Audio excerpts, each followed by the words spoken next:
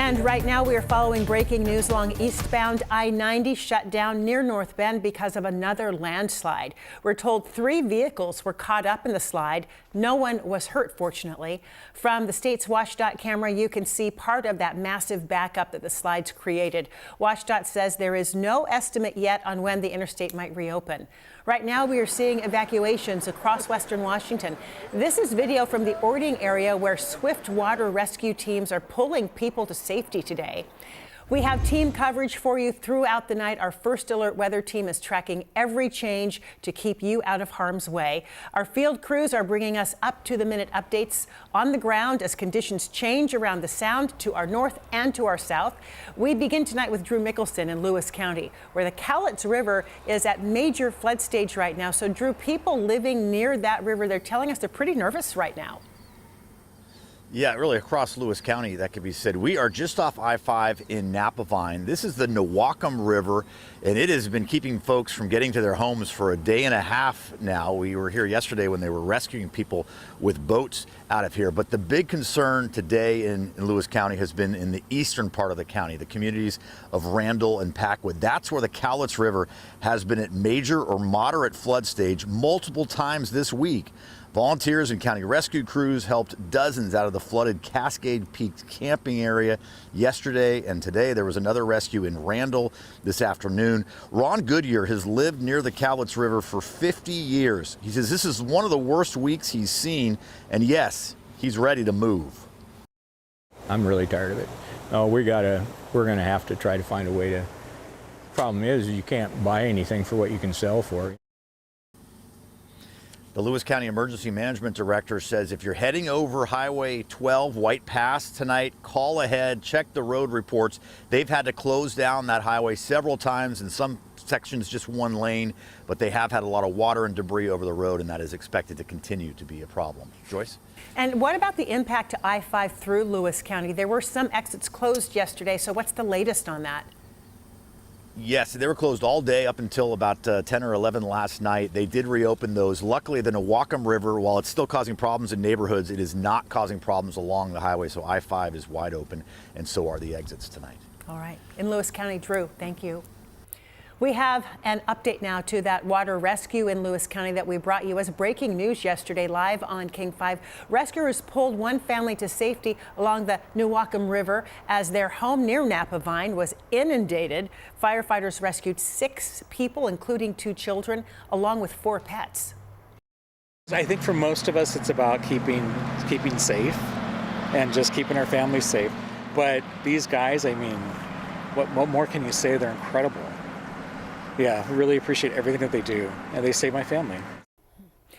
Earlier in the day, firefighters also rescued several people who drove into the high water at the Rush Road exit in Napavine.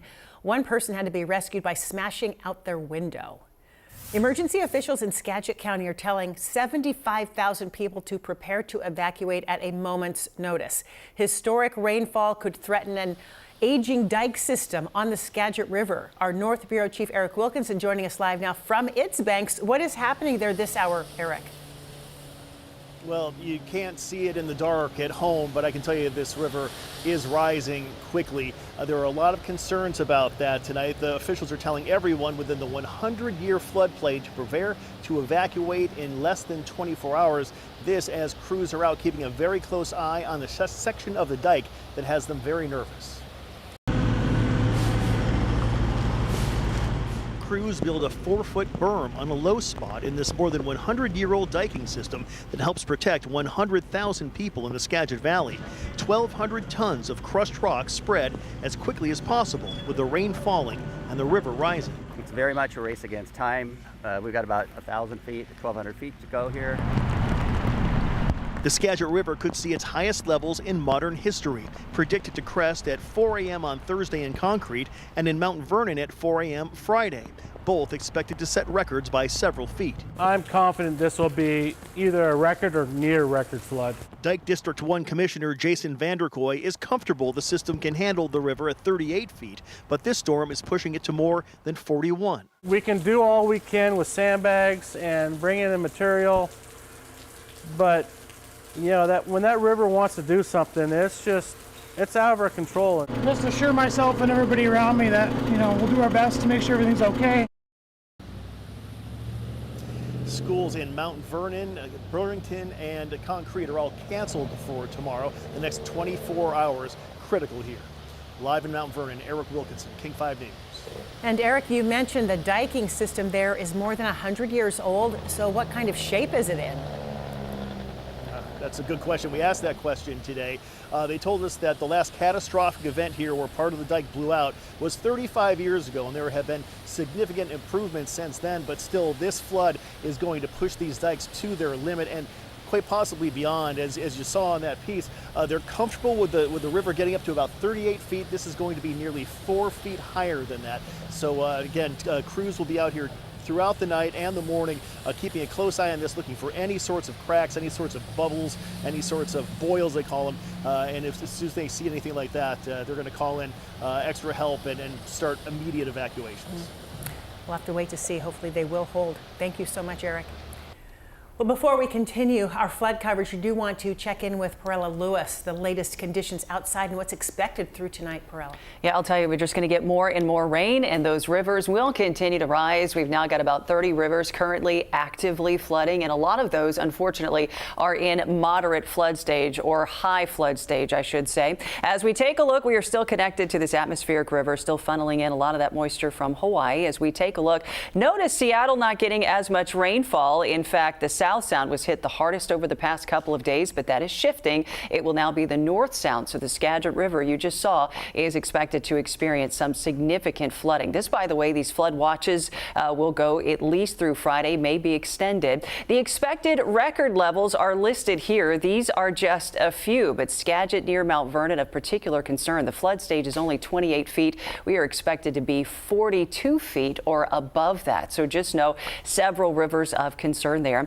Meteorologist Leah Pizzetti will be joining us in a little while to kind of break down a lot more about these rivers, and I'll have a complete look at your forecast ahead and what's next coming up in just a little while. Thank you. Well, floodwaters continue to impact Pierce County, forcing evacuations with people scrambling to try to find accommodations. The Puyallup River pushed past its banks today, sending water into low-lying areas. King 5's Connor Board joining us live near Orting with the current conditions there. Connor.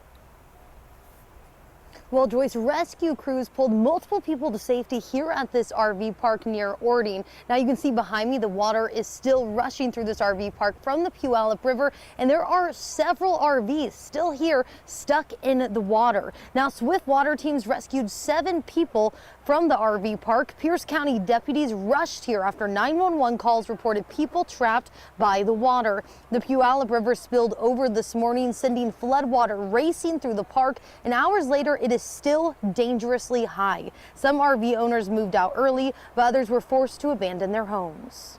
Yeah, I'm just worried about the neighbors at this point, and they're campers. Same with ours. We don't know if it's going to rise any higher. That's my concern. Everybody is now safe and RVs are out on the road that people are able to get out, just parked around the neighborhood for now, Joyce. And did they have any warning of the flooding? Well, the Pierce County Sheriff's Office said they did come here earlier this morning before the floodwaters got this high and warned people. And then a few hours later is when they got the 911 calls. Back to you. All right, Connor, thank you. Rivers are also surging toward record levels across Snohomish County and forcing evacuations at the Everett Animal Shelter. That shelter was put on notice late yesterday, sparking immediate action. Shelter staff launched a desperate plea on social media, searching for foster families willing to open their homes to about 120 dogs and cats. I can't even begin to explain this situation here. Never in a million years would I have thought that we would have been able to just put the call out and that our community would help like this. Every single animal found temporary shelter. Volunteers are hauled away. They also hauled away pet food and stacked sandbags around this property. A lot of help there. Well, the Evergreen State Fairgrounds is still accepting livestock. Empty stalls at the stables there have turned into safe havens in just hours. It's now home to more than 40 horses and 40 cattle. Fairground staff say they can open more barns if needed, and they have a stall space for about 400 animals. Better to be fools and do all the work and not have needed it than to be the fools who thought we didn't need it and really were in a lot of trouble. And it's not just livestock, by the way. The Red Cross is also sheltering people at the fairgrounds. Volunteers say they can take in as many as 100 people.